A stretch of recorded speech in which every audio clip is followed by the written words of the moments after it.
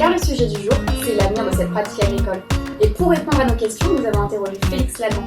C'est parti! C'est quoi l'agroécologie ? L'agroécologie, c'est comment on applique tout un ensemble de connaissances issues de différentes disciplines, comme l'écologie, les sciences naturelles, les sciences sociales aussi. Comment on applique ces connaissances à l'agronomie, à la conception de systèmes agricoles et alimentaires qui soient soutenables. La généralisation de la permaculture est-elle possible ? Si oui, pourquoi ? Je pense que oui, parce qu'il n'y a aucun obstacle technique fondamental à ce que ça se généralise. Quels sont les freins à la généralisation de la permaculture ? Un travail à faire sur la rémunération, puisque aller vers ces formes agroécologiques, ça a comme contrepartie, la plupart du temps, un rendement qui est plus faible. Après, il y a plus des évolutions d'ordre culturel et idéologique qui, là, peuvent prendre un petit peu plus de temps parce que ça nécessite de sortir de certaines idées, de certains discours qui ont été dominants jusqu'à aujourd'hui et qu'il faut re-questionner, déconstruire un petit peu. Y a-t-il des solutions afin d'aider cette généralisation ? Pour que cette transformation puisse avoir lieu, d'une part, il y a des actions à mener sur tout ce qui relève de la formation des agriculteurs aux pratiques agroécologiques. Aussi un enjeu autour de l'équipement des agriculteurs.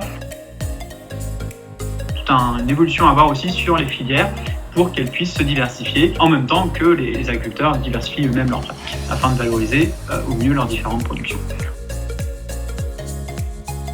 La PAC pourrait jouer un rôle important en subventionnant non pas à la surface, mais simplement à l'actif, c'est-à-dire aux travailleurs en tant que tels, pour qu'ils puissent effectuer leur travail et produire de la nourriture dans des conditions qui soient souhaitables pour l'ensemble de la société. Un mot sur la population agricole française ? Un enjeu très important à non seulement renouveler la population agricole, mais carrément l'augmenter pour faire face aux problématiques, notamment énergétiques, qui sont à venir. Ça tombe bien, on a interrogé Hugues et Marie, nouveaux permaculteurs qui vont nous partager leur expérience. Comment vous êtes-vous formés ? On était passé par un organisme qui nous avait proposé une formation qui s'appelle de l'idée au projet. Et c'est vrai qu'on a une vision un peu plus globale du tout système agricole, parce que c'est un système qui est assez complexe. Comment développer l'usage de la permaculture ? Plus ça va, plus les gens sont sensibilisés.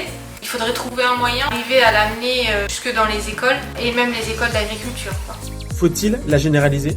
Un système qu'on peut adapter. La permaculture, ce n'est pas que de l'agriculture, ça s'adapte à différents systèmes. L'idéal, oui, ce serait de pouvoir généraliser la permaculture. Comment accompagner le développement de la permaculture auprès des agriculteurs ? Il faut d'abord comprendre, donc sensibiliser qu'est-ce que c'est que la permaculture, pour que les agriculteurs aujourd'hui qui travaillent en céréales comprennent et cette vision des choses, puissent observer ce qu'ils font. La partie observation va lui permettre de savoir comment intervenir, comment mettre en place son système. Il peut intervenir de lui-même, il va trouver des solutions qui n'auront pas d'impact. Et ça peut rentrer dans un principe de permaculture. Quel est l'impact de la Covid sur votre activité ? Pendant cette période de confinement, nous on a eu plus de demandes. Après le confinement, par contre, il y a eu une baisse. Maintenant, par rapport à notre activité, les techniques qu'on utilise, tout ça, ça n'a pas eu d'impact. On continue à travailler toujours de la même manière. Aujourd'hui, que pensez-vous de votre reconversion ?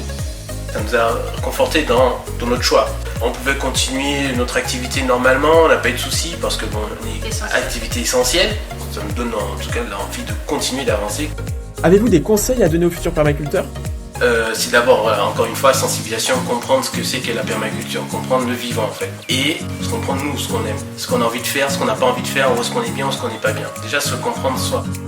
Il nous faudra répondre à notre véritable vocation, qui n'est pas de produire et de consommer jusqu'à la fin de nos vies, mais d'aimer, d'admirer et de prendre soin de la vie sous toutes ses formes.